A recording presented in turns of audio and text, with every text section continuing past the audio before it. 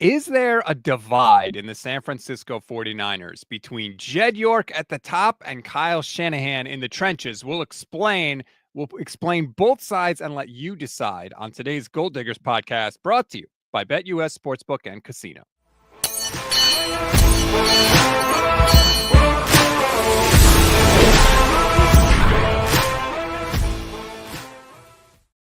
What is good, everybody? Welcome to the Gold Diggers podcast on the Gold Standard and the Fans First Sports Network. I am Rob Stats Guerrero alongside Michelle Majuk. Happy Friday, Michelle. Hey. I know you don't have a drink, and I don't have a mimosa, but I do have a White Claw. So cheers to y'all. Cheers to you, and cheers to everybody out there. And here's what we want to do before we get into what I think is a potential divide in the 49ers organization.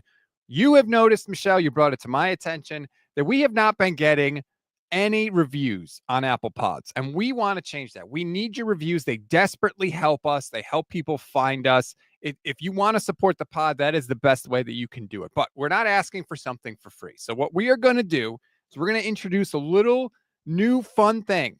Well, fun for some people on the show that we're going to do. We're calling it Roast and Toast. Michelle, will you explain what you want people to do? Because this was your idea, and I can't believe I'm going along with it. So I want people to leave reviews, whatever you want to say, right? They can be fun. They can, talk about the show or, hate on Rob with me here. I just called you Rob. That's weird. Maybe that will be part of my roast. But I just want people to leave reviews. I will read them on the show, give you a little toast for your review, and then add a roast about stats.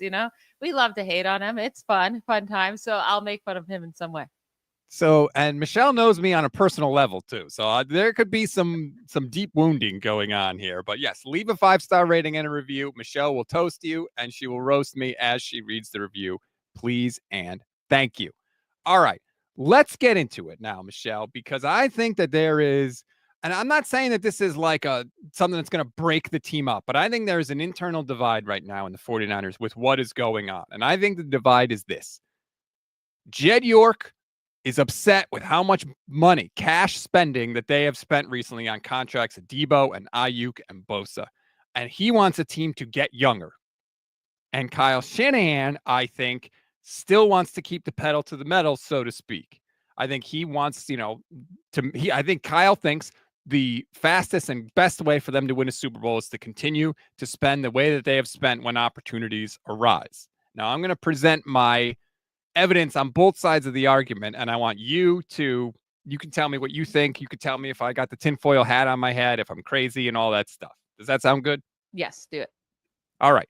First, we know that John Lynch was talking about the spending, right? He was at the podium on Wednesday. He literally talked about the cash spending. They've been a top 5, I believe, number 2 cash spending team in 4 years. Going into the 4th year, I think we're the 4th highest cash spending team, Lynch said. At some point, you have to reset a little bit or at least recalibrate. You can't just keep pressing the pedal, and I think there's some good that could come out. We need to get younger. That is a thing that he said. And if there's any doubt, Tim Kawakami on the 49ers Plus Minus podcast said the same thing. It's not cap. It's the cash they've spent out. It's the money, the bonuses they paid out in order to make the cap hits lower, but it extends it out throughout the rest of the contract. And I think there is growing sense, or it's already happened, that ownership is displeased with the amount of money it's paid and not won a Super Bowl. Did I make my case there? Do you agree with me that clearly Jed York is not happy with the amount of spending that they have been doing? And I think it's fair because the spending they've been doing, it hasn't, they haven't won a Super Bowl, but most teams haven't. But they've been overall not great decisions, right? And paying Javon Hargrave as much as they did and signing him immediately in free agency for him not to show up really at all for what they paid for. Paying Brandon Aiyuk, now we don't know if that's a mistake, but you got nothing from him last year when he was healthy, and then he tears his ACL, and now it feels like, maybe a bad investment at $30 million a year. The Deebo signing. So there's been a lot of overpaying. Even the Nick Bosa one, like he's not doing what he should be doing for $34 million a year. I'm sorry. You're not worth $34 million a year. You're worth, top money, 28, 30, but 34, they overpaid him.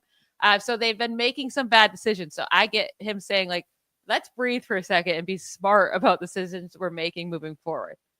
It is interesting to me that they consistently mention the Aiyuk one. That is one, Tim Kawakami on the most recent 49ers Plus Minus podcast specifically brings it up, that they really think they overpaid Brandon Aiyuk, which again, that's your own damn fault. I think what we saw last summer is that they didn't really want to pay him, right? I feel like they felt a lot of pressure. They felt a lot of pressure from, the fan base, and probably from Shanahan really wanting to keep him too. I think they felt pressure to keep him when they knew maybe it wasn't the smartest decision to make. But it's really, I don't think that he without the ACL tear. The ACL tear could make it so he never gets back to what he used to be, right? It's more than just the disappointing first half of the year. It's also, when are you going to see that production again? Because sometimes it takes a full year out too, right? Like we might see a pretty disappointing 2025 season from him and not see him get back to his 2023 version until 2026. And it's not just the ACL, MCL, it's all the CLs in the knee are injured, unfortunately, which is terrible. I'm not trying to make a joke about it. It's a major catastrophic injury. And so that's something that the Niners are dealing with, and we're going to see how it plays out. Now, Tim Kawakami also had a very interesting article that I sent to you about what the 49ers could do with the 11th pick, or what they might not do. And here's what Tim Kawakami wrote. If you're watching the stream, you could see it on the screen. Tim wrote, if they think they can get a potential Pro Bowler on either side of the offensive of the line of scrimmage, rather, the 49ers might not be too involved in chasing a veteran starter. But defensive end Abdul Carter, defensive tackle Mason Graham, and offensive tackle Will Campbell might be the only slam dunk choices at those positions in this class. And I don't think any of them will make it to 11. If the 49ers make the same calculations, they would be likelier to look for upgrades on the trade or free agent markets. So that is really interesting, Michelle. And I want to get your take on whether you agree with that. If the 49ers say, hey, look, the 11th pick is a really high pick, it's really valuable, we only think there's 3 guys there that make sense to pick at 11.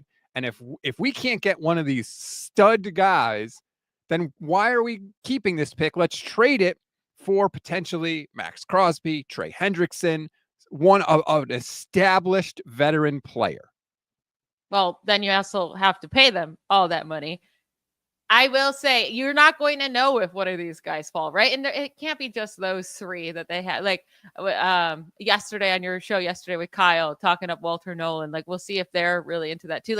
There are going to be options there at the number 11 pick, either edge or defensive tackle. I do think that's the way to go.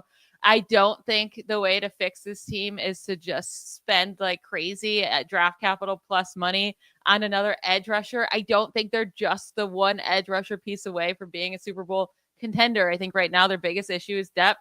And without that, they're not going to be a true Super Bowl contenders this upcoming year. I do not think one elite edge rusher fixes everything. And that's pretty much all they're going to get is if they trade for Myles Garrett or Maxx Crosby, that's your offseason pretty much. It's an interesting idea by Tim. Let's say it's more than 3 names. Let's say it's whatever it is, 5 names. If the 49ers say these X number of players are worth it for us at pick 11, whatever that number is, and if they're not there, instead of gambling on somebody that we don't think is going to be worth it, let's trade that pick and get an established veteran player. I get that part of it, Michelle. And what complicates things is that apparently there are some very good defensive linemen that want to play for the 49ers. Again, here's Tim Kawakami on the 49ers Plus Minus podcast. I have heard there are multiple defensive linemen that may hit the market. One of them named Bosa. Oops, did I tip that hand? Who would like, if they have a choice, would like to end up with the 49ers. That's one of the people. I'm not going to go through the whole list of people because I haven't heard it firsthand. That one I know. But I have heard this. And so if this is in the air that some of these guys would like to end up with the 49ers, it does make sense.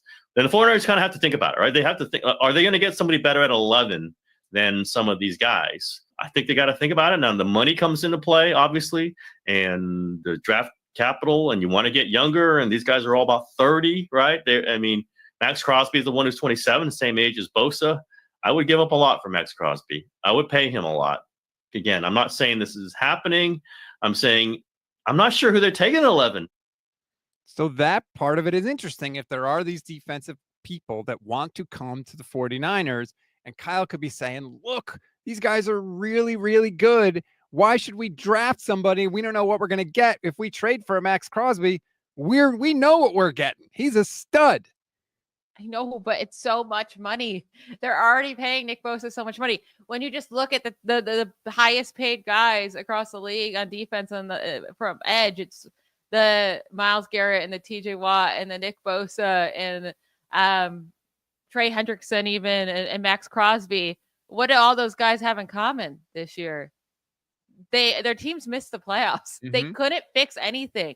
You can be a really good edge rusher and get your 12 sacks. Cool. That's 12 good plays on the year, right?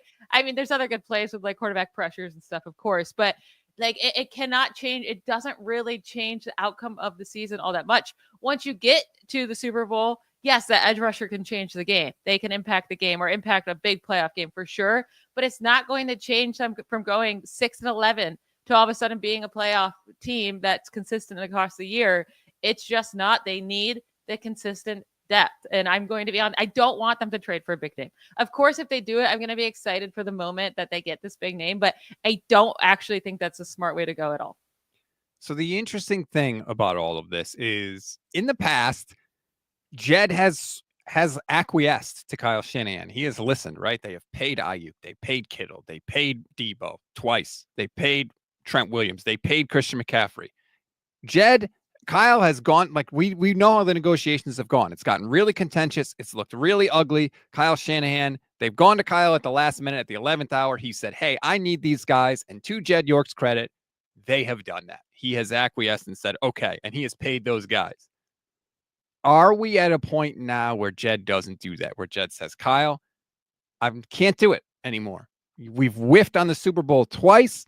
Last year you were 6-11. I've tried it your way. I'm not doing it anymore. And he's the only one in the organization that could say no to Kyle Shanahan. I can't help but wonder if maybe is that what's happening right now? And if that is the case, what I think the likely outcome of that is, Michelle, is a trade down from 11 to get multiple picks.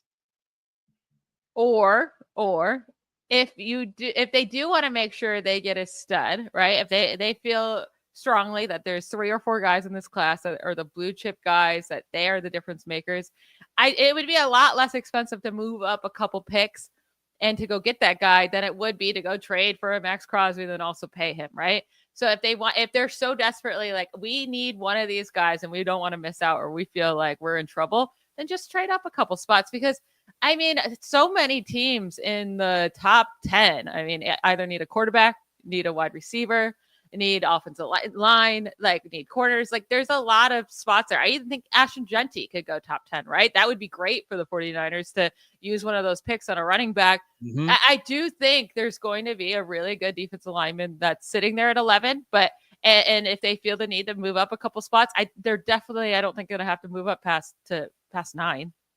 Joe Tiz says Jake Moody was the straw that broke Jed York's back. That's funny. That's an interesting possibility too. If they do say, hey, it's one of these 3 guys or it's not worth it, then maybe they do just climb up. And maybe that's a thing where literally they're sitting there like watching as the picks go by. And then they're like, holy crap, there's only one of the guys we want left. And then they're scrambling, trying to move up. They could move up from 11 to 8. I'm sure the Panthers want more picks, and the Panthers would be a team that the 49ers would be worried could take their defensive guy because they need every position.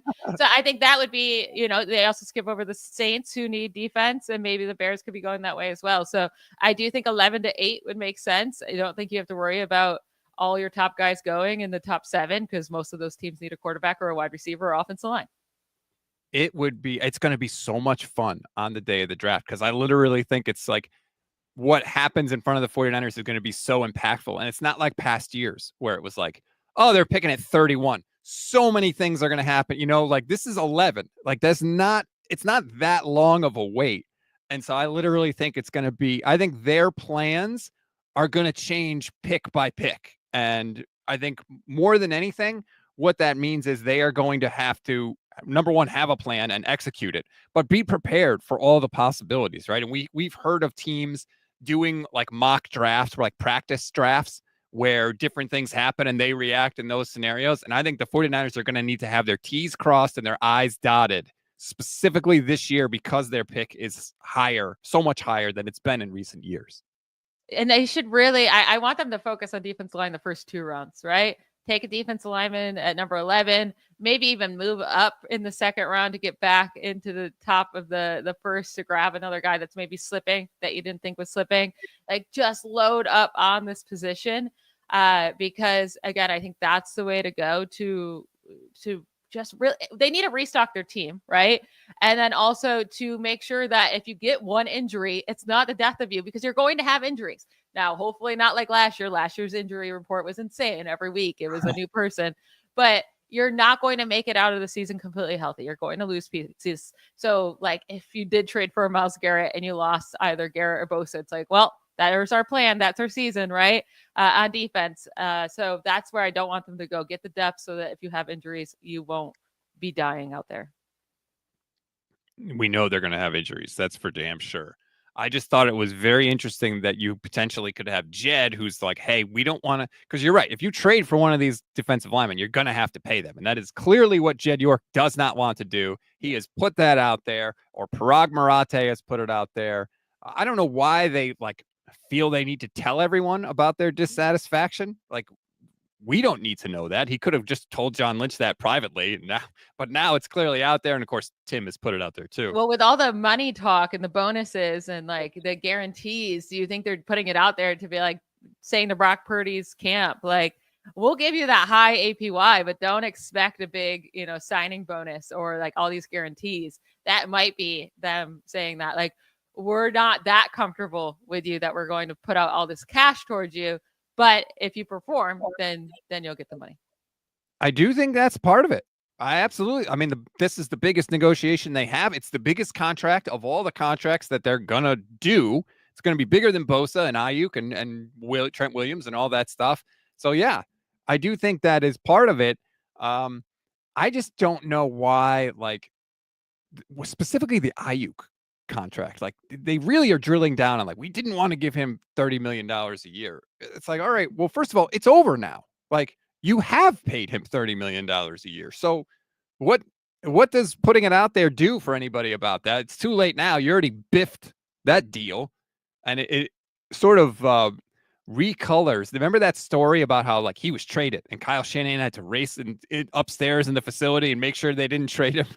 It's like, now they're basically screaming at you that they wish Kyle had tripped on the way up the stairs and Brandon Aiyuk had been traded. I mean, Shanahan as a GM, though, they might need to stop letting him do that. I mean, how many big time decisions is he going to be allowed to make? Because there's not many coaches and GMs who survived the Trey Lance move. There's just not. Brock Purdy honestly deserves the payment just because he saved their jobs. He really did. He saved their jobs because they hit on a quarterback that they were not expecting to do when they paid up all that money or all the draft capital for Trey Lance. It is shocking that any coaches or GM make it through that. Now, they did, because they still made it to multiple NFC championships, even after making that mistake and a Super Bowl. But come on, how many big time decisions can Kyle Shanahan make that kind of blow up in your face? And you're like, yeah, we'll keep letting him make all these decisions. Well, that's the other part of this is let's say Jed does put his foot down and say, no, we're not going to continue to pay out these bonuses. We want you to make the pick or trade that, build the team through the draft, keep it young, keep it cheap, and do it that way. That may be the best thing for the organization. Even though it's owner meddling and all that stuff, and that's a tightrope that you have to walk, it doesn't mean it's the bad decision for the organization. And so the question I wanted to ask is could it work out for the team anyway? Could what work out for the team? Being cheap? Could Jed, say we're not going to trade for Maxx Crosby or Joey Bosa or any of these guys. Do it through the draft.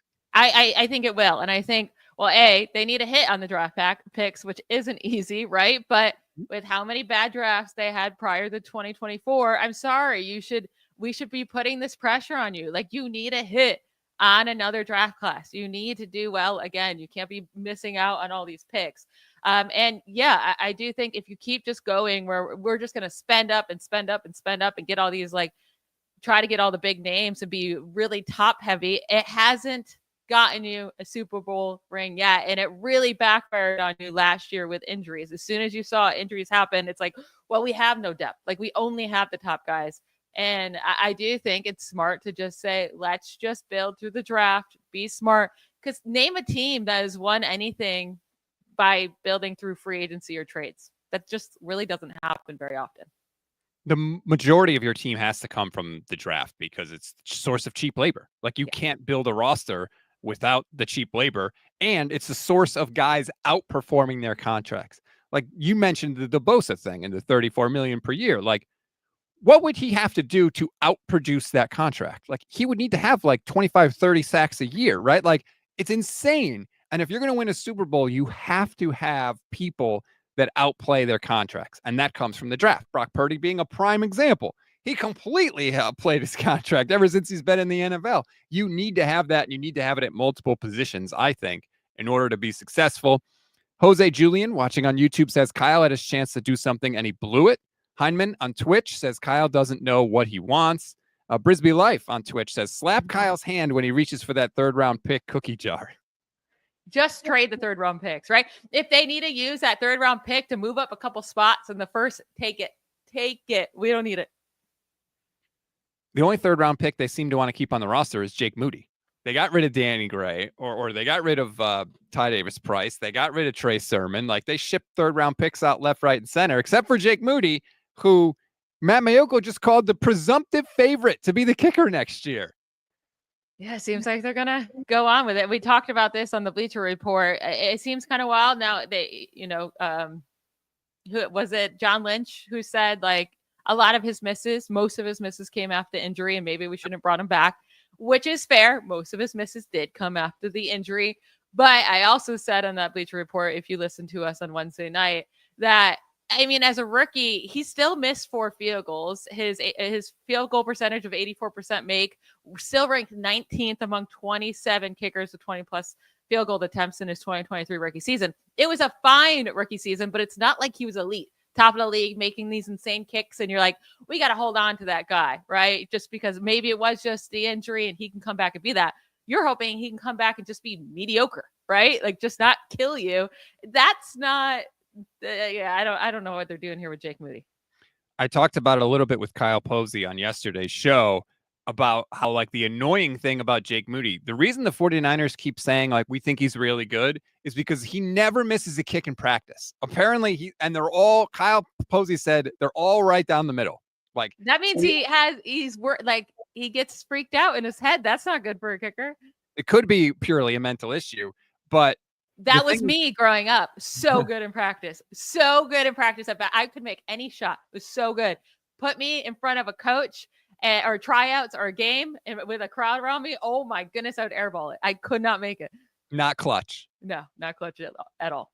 But that's when it comes to Jake Moody, it's like, okay, great. So you're going to bring in competition for him, right? In practice, and you're going to have a kicking competition in practice. Well, if he makes all of them in practice, he'll win the competition, but then if he can't do it in the game, so it's like incredibly frustrating, but they keep trying to reassure us that there is some great talent with Jake Moody that unfortunately in game situations, for the most part, we haven't really seen. Do you know what I would love for the 49ers to do? And I don't think any team does this. I don't even know if it would be possible or allowed, but they should build a facility. I don't even know if this is possible. I'm just thinking in my head, but we have so much technology these days. Build a facility where you can put in any type of weather you want. Wind, rain, insane wind, rain, right? And they practice in it, because not just for the kicker, but also for Brock Purdy. If you're going to pay him this $55-60 million a year, he needs to be able to perform in bad weather, right? And most quarterbacks can't. But he specifically cannot, right? We have not seen him be able to do it yet. Get him practicing in that type of weather, and everyone's going to get better with practice and being able to see it. The reason why I think some of these quarterbacks stink at it is that, they're either dome guys, they always are playing in controlled weather in practice and home games, or Purdy playing in San Francisco. Like, the weather is 99% nice, like all season long or all year long. So that would just be a fun idea. I don't know where I'm going with that, but. So just to be clear, you want the 49ers to build a facility where they can manufacture wet. Yes. Jed York doesn't want to pay big bonuses for contracts, but he will pay for a futuristic weather creating facility so that they can put Jake Moody and Brock Purdy through the ringer. Listen, it would be so smart. It would change the game. And the first team that does it, I'm telling you, someone's going to do it. Hey, if they have that technology, I would like to see it because I certainly could use after what did I have here on the East Coast? Like 2 straight weeks of 30-degree or 13-degree weather. No, thank you. There's snow machines. There's like a sprinkler set up. Like it wouldn't be that hard. I feel like you could get some fans, blow them up. They have to be like heavy duty, but I feel like it wouldn't be that hard. Josh says just set up some sprinklers. I mean, I guess you could get one of those giant fans and just like put water in front of it and just blow it on Brock Purdy constantly just to see if he can handle the wet football. But here's the thing. Kyle doesn't practice in the elements. He doesn't practice with a wet football. So why? Then why do we call Kyle Shanahan a good coach? Because it seems like he does. He is a good coach in so many ways, but he makes some really, really, really bad decisions. And I think that's one of them. How can you keep seeing your team struggling in bad conditions and say, no, we're not practicing in it? It can't be because you're worried about injuries. They get injuries all the time anyway. So what does it matter? The weakness with Kyle, and I really feel this way also after reading the Mike Silver book, is he vastly underestimates the human element of football. The fact that human beings don't perform the same way in the elements that they do when weather conditions are perfect. The fact that human beings are motivated by different things and have motivations and that their performance can change when properly motivated. Kyle really thinks that it should just be the players that you have and they should just go out and do it every time, and that the motivational part of it is bogus. He drives me crazy. I will read I'll read the exact quote from the book. And I have it in my notes. It says the most damning Kyle nugget. Quote, to Shanahan, all of the motivational speaker blather coming out of Sean McVay's mouth is mere noise. The way to succeed as a football coach in his eyes isn't through intangible skills. You win the strategic battle and find the right players to execute a plan, and nothing else matters. Now, I want to be clear. That's Silver saying that about Kyle Shanahan. That's not a quote from Kyle Shanahan. In fact, Shanahan did not want Silver to write the book and did not speak to Silver for the book. Mike acknowledges this at the end. Shanahan wanted no part of it, didn't talk to him about it. All this other information comes from previous conversations in the past that Silver has had with Kyle Shanahan, conversations with people that know Kyle well and worked with Kyle well. So that's not a direct quote. I just want to make that clear, but that's pretty damning. I love how you use the word execute too, right? Because at any time they fail, he just says, well, if they executed, it would have been fine. And it's hard to hate on Shanahan because of how much success he has had, right? And how close he has come to a Super Bowl multiple times.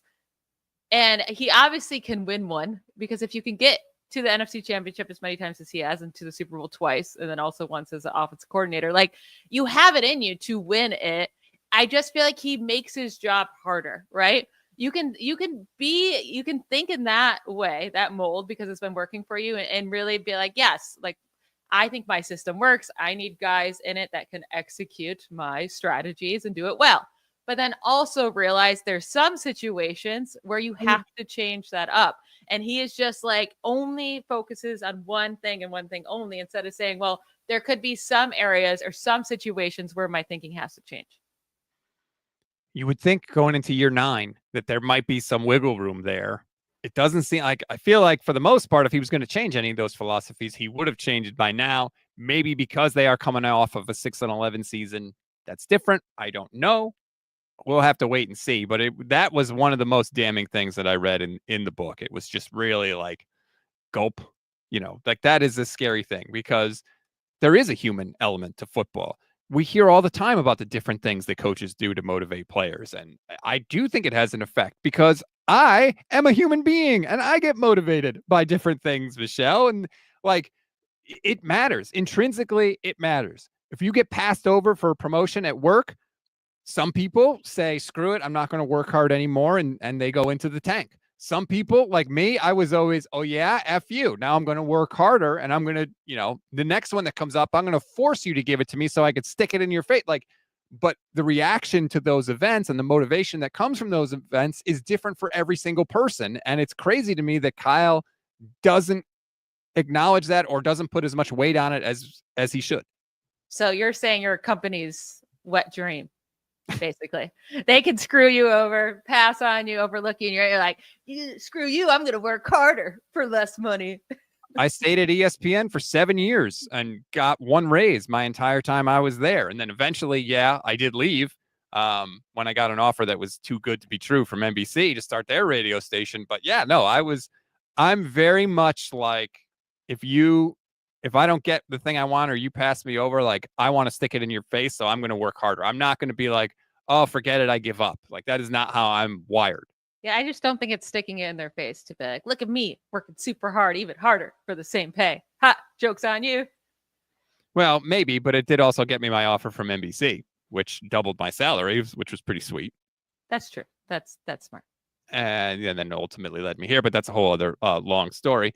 Before we move on, because I want to talk about a couple of draft things. Well, we can start transitioning to the draft. I see these odds, Michelle, and this is for odds to make the first pick in the draft. I have heard some rumblings that maybe the Cowboys could look to trade up as far as number 1 in the draft. And I've heard multiple insiders say that they think there's going to be trades among the top 10 in this draft. So I do think it's interesting if we take a look. Right now, the Titans have the best odds to make the number 1 pick because they have the number 1 pick at -225.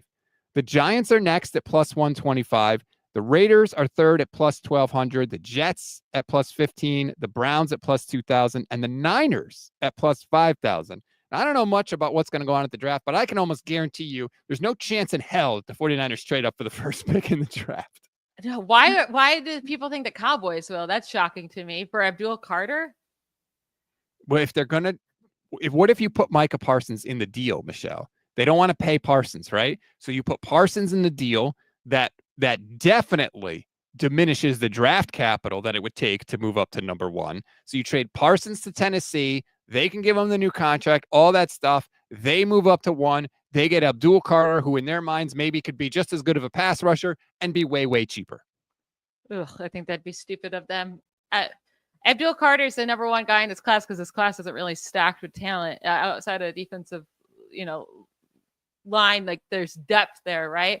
But the top, like, blue chip talent's not really there. I don't think Abdul Carter is like getting a Myles Garrett at like that. He was a definite, like, he's going to be amazing, or even a Nick Bosa. Like, he's not really at that level. I think it'd be stupid of him, but whatever. I do think the Titans move down from number 1, but I think it's with the Giants, so the Giants can take Cam Ward. That's my prediction. +125. Do you think so? You don't think Tennessee's going to take a quarterback? No, I don't. Interesting. That's another part of this, though, Michelle, because like the 49ers are trying to make their calculations. Okay, who's here? Teams swoop into the top 10 all the time. So that's why I say, like, they're going to have to be on it when the teams are coming, because stuff is going to change really fast. And you might think, like, okay, well, we're 3 picks away and we really like 3 guys, so we're good. We're all set. We're guaranteed to get one of the guys that we want. And then, bam, somebody trades up and holy crap, now you're scrambling. So it's going to be fascinating to see. But if you want to make that bet, of course, please, we ask that you do it with BetUS. And if that is not your thing, BetUS also has a casino. If you like live slots or live casino dealers, take advantage of BetUS' amazing 200% sign-up bonus up to $5,000 or 250% for crypto sign-up bonus up to $5,000. Thank you again to BetUS, who has 24/7 personalized service, 365 days a year, live wagering on all major games, and you can get 10% back on your net losses twice a year. Thank you, BetUS. We got a super chat here that I want to get to. Boatswain Boogie 03 says, what are your thoughts on TCU wide receiver Savion Williams as a Deebo Samuel replacement, since Kyle loves his gadget players? I'm not for it. I know he's like a beast of a human. Right now he's listed at 6'5", 225, which is like a huge human. And I'm sure he'll test out well.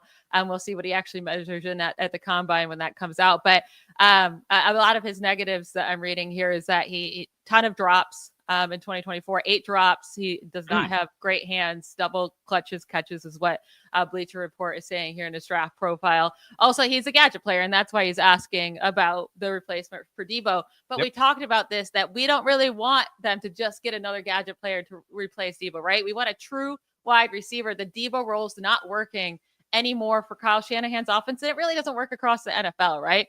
Other teams have tried to do the Deebo role, and it just really doesn't work. We saw Quentin Johnson drafted also from TCU, right? I believe a couple of years ago. That hasn't worked out for the Chargers with Justin Herbert, a big, tall, but he was a gadget player in college. We saw Treylon Burks taken in the first round by the Titans, another gadget player. Has been a huge bust. Like, these gadget player type of guys just don't really end up working out in the NFL. Maybe he's the exception. Maybe this guy will come in and kill it. I don't want to take the risk on that, though. And both of us don't really want that type of player. Another negative of his is that he's not a good route runner. Like, no, thank you. That's not what I'm looking for. No, get wide receivers whose best skill is wide receiving. I continue to say it. Like, please. The gadget players, like, great, that's a nice to have, but they have actual wide receiving holes on this team. And I would like to see them address that first. Now, if they do it later on, if you use a pick on like a 5th or 6th round guy, okay, like, I can live with that. But you have actual wide receiving holes, and those need to be addressed first and foremost. Speaker says, and Speaker's a YouTube channel member, thank you very much to all our YouTube channel members, says, tell you what I think, offensive line, defensive line, brick by brick, which is, the 49ers love to use that mantra as they build. There has to be someone at 11, Michelle, that can improve the 49ers on either side of the line of scrimmage. There has to be, because Jake Brendel was not very good. You need a left guard, or at least someone that can compete with Ben Barch, who's playing for nothing, by the way. He's playing for like $1 million this year. But you need someone that can fill in on that side. You need someone that's eventually going to replace Trent Williams. You need someone that could challenge Colton McKivitz on the right side. And the interior defensive line is in shambles. So there has to be somebody at 11 that can improve you at one of those spots. They're going to have a lot of options at number 11, even if they stay there. Like, there's going to be many good options there. Now, obviously, there's going to be a lot of busts that they could take as well. It has to fit the system. The guy has to be motivated. There's so many different things that goes on in the back end that we don't know. But also, I do think whether it's a offensive lineman, which I don't think it'll be, but if it's a defensive lineman, whether it's defensive tackle or edge, they have to take a guy that's versatile, right? Because I think that was a huge issue with their defensive line this year with their edge rusher. Leonard Floyd was the 7th worst run defensive edge rusher, according to PFF last year. Among, let's see how many edge rushers I'm looking at here, among 55 guys to play at least 200 run defensive snaps, 7th worst.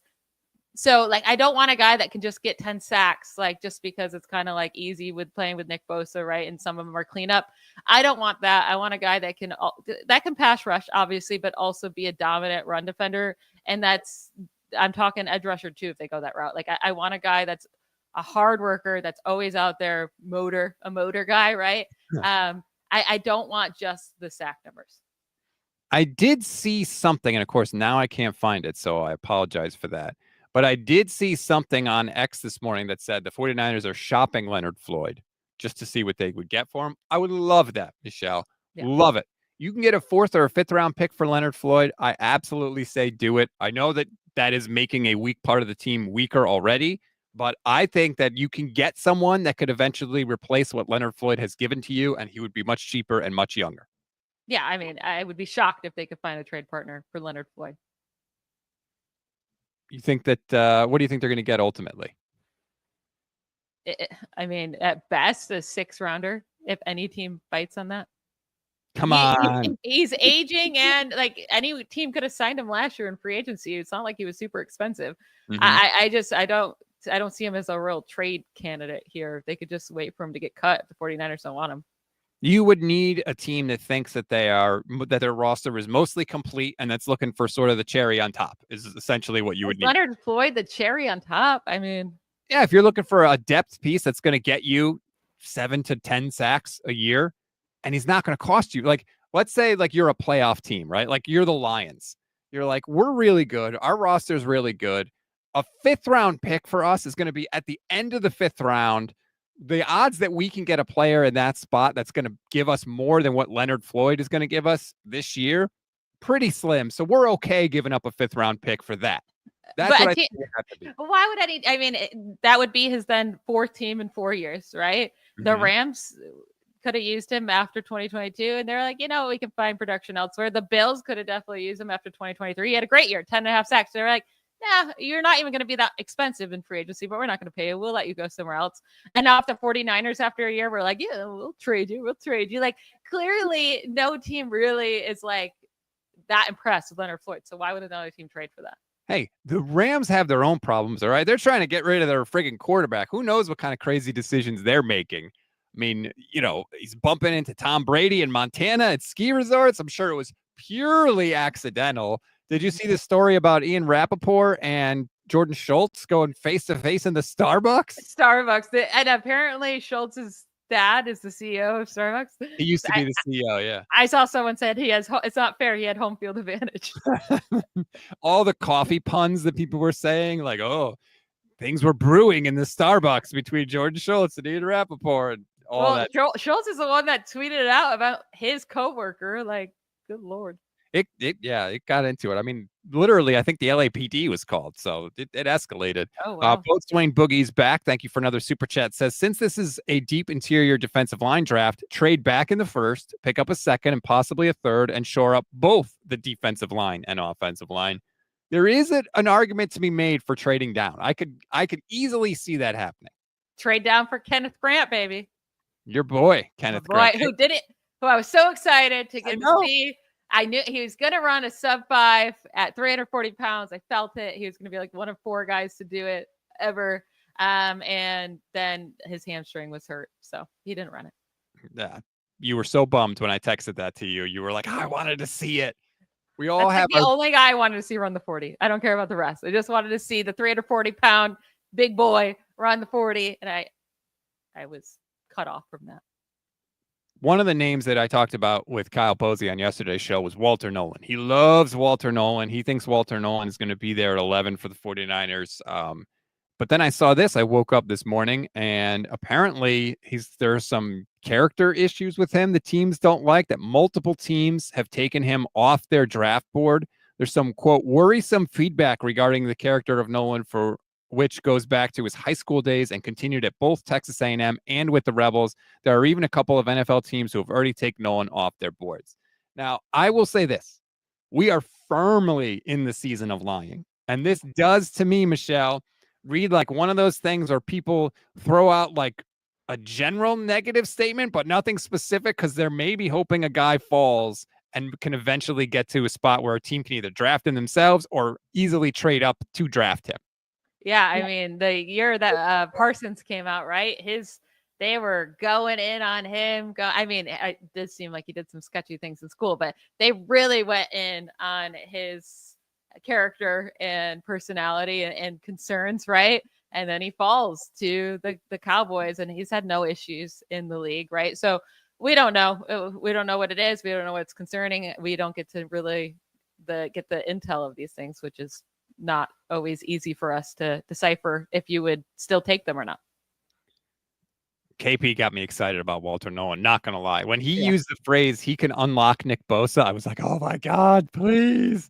I'm sure Bosa has to be like incredibly frustrated and just like, please just make my life a little easier so I don't constantly have to fight through 3 guys on every freaking snap. I'm sure. I mean, this year was definitely the worst in terms of depth and the interior defensive lineman. They need to upgrade there to help out Nick Bosa for sure. Ooh, speaking of Jordan Schultz, excuse me. Sorry, I just saw this pop up on my feed. I'll pull it up for the people watching on the stream. Why does it always come up so small? I'm sorry, everybody. I like to, when I pull things up, that it's big enough for people on the stream to be able to read. Sources: the Commanders and Texans have had significant interest in trading for Deebo Samuel, with talks progressing in recent days. Other teams, including the Steelers, your Steelers, Michelle, and Broncos, have also checked in, but Houston and Washington are believed to be the most aggressive. Okay. I mean, great, I guess. Of course, I would rather the 49ers get something for Deebo Samuel than not. I just find this so hard to believe when he's got a $15 million option bonus due at the end of March, And John Lynch literally just said the owner is tired of paying out bonus money. So why would any team trade for him if you know the Niners are going to cut him?